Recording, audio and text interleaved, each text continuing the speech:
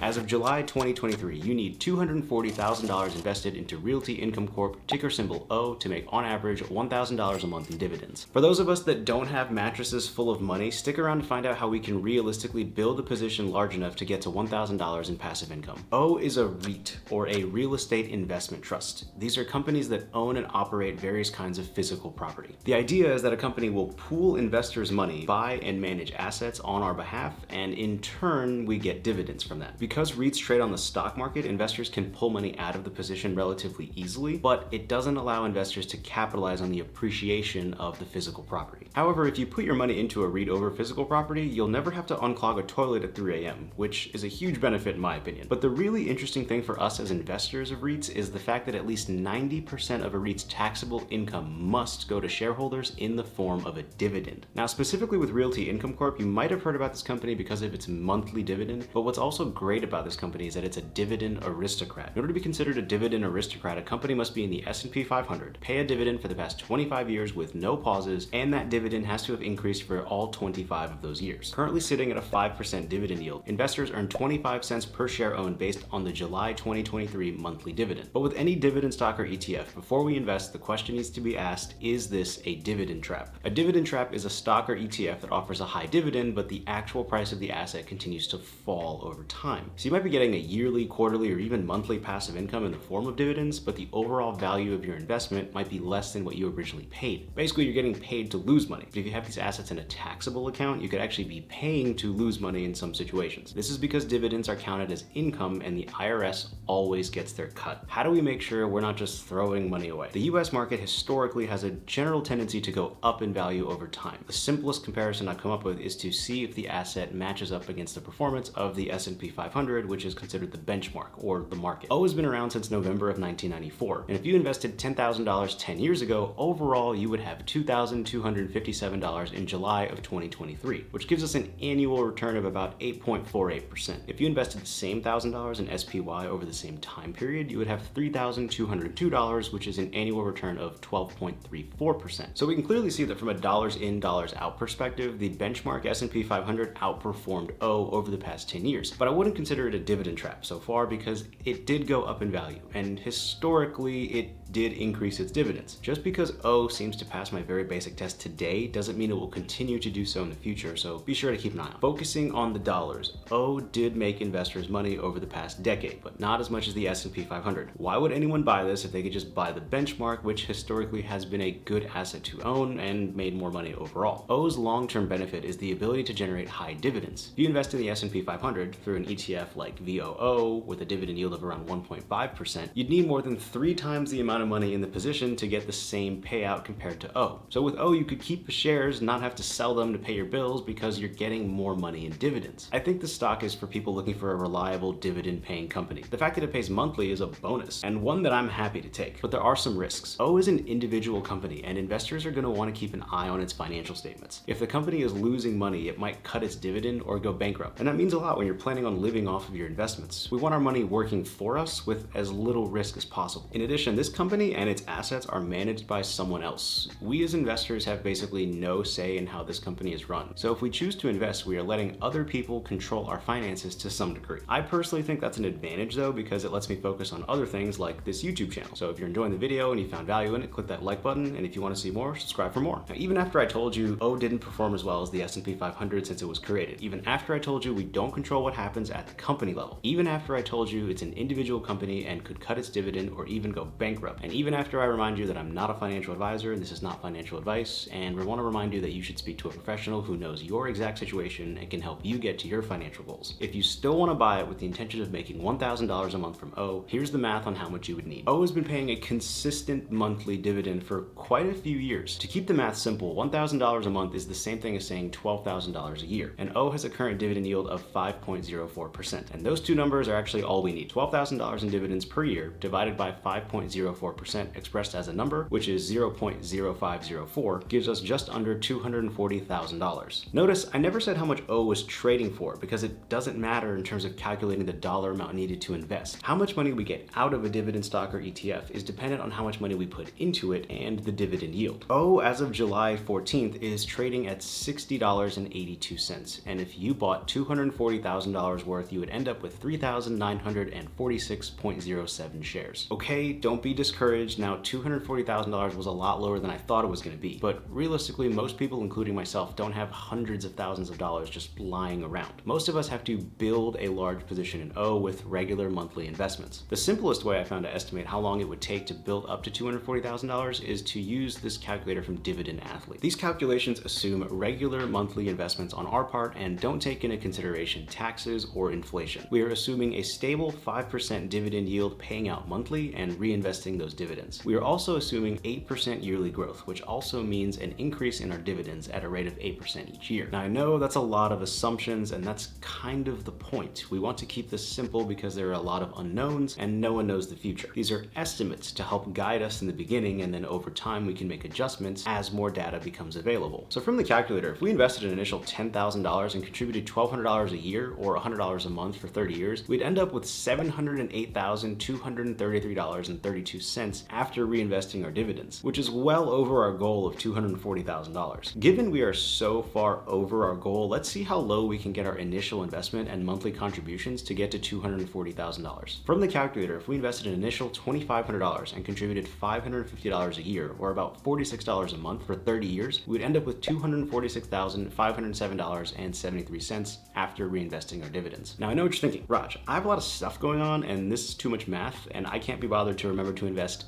every month for 30 years. I get it. What if we just want to set it and forget it? How much money would we need over 30 years to get to $240K without putting in any more money into the position or giving it a second thought? If you invested $6,450 and had an annual dividend of 5%, had an annual growth of 8%, reinvested the dividends, never touched it, you would end up with $241,795.15. At the end of 30 years, just letting compound interest working for you, you end up with nice passive income. $6,450 as a lump sum sounds much easier than $240K as a lump sum. Before we get too ahead of ourselves, having a ton of money in one stock might not be a great strategy. That just sounds risky. My opinion is that 99% of people are better off investing in their retirement accounts regularly for the long term in safe, stable assets like the S&P 500. But if you're willing to take a risk, O might be an extra source of income for you in the future. But this warning needs to come to light. For years, AT&T was considered a good dividend stock, but it did cut its dividend recently and the price has been dropping for quite a while. So be sure to keep these risks in the back of your mind for your overall portfolio. But if we're planning on actually investing in O for 3 decades, we want to make sure that O is at least a legitimate investment. Here's a quick overview of what we didn't already cover for Realty Income, so you can use this as a starting point for your research. According to the website, Realty Income is an S&P 500 company and dividend aristocrat whose monthly dividend comes from money generated from over 12,400 properties. They even go so far as to call themselves the monthly dividend company. Companies who lease space from O include Dollar General, Walgreens, Walmart, CVS, and Lowe's, which are all household names and are all extremely common in many places in the United States. They predominantly service retail stores and have a large amount of property in the state of Texas, but also in the UK as well. Of course, when your dividend is coming from other companies paying their leases, it's good to know that for almost 2 decades, O's occupancy rate has been close to 100%. O is claiming some impressive stats with a 14.6 compound annual return starting since 1994, a 4.4% compounded annual dividend growth rate since 1994, 637 consecutive monthly dividends declared, and 103 consecutive quarterly increases. As far as dividend stocks go, O isn't perfect, but it is impressive and hard to beat in terms of dependability. For me personally, I am more comfortable with ETFs in my portfolio, but O is one of the few stocks that I would consider owning individually. So let's recap. There are a few ways to get to $1,000 in monthly dividends using O. Having $240,000 and buying it all in one lump sum, start with $2,500 and invest about $46 a month over 30 years and reinvest the dividends the entire time, or invest $6,450 initially and reinvest your dividends for 30 years. And those last two are based on a lot of assumptions. Hopefully this video gave you a little insight to O and the power of compound interest and made you aware that $1,000 in monthly dividends is certainly more attainable than most people think once you expand your timeline. So thanks for watching. Be sure to subscribe for more content, and if you found value in the video, hit that like button, and I'll see you in the next video. Take care.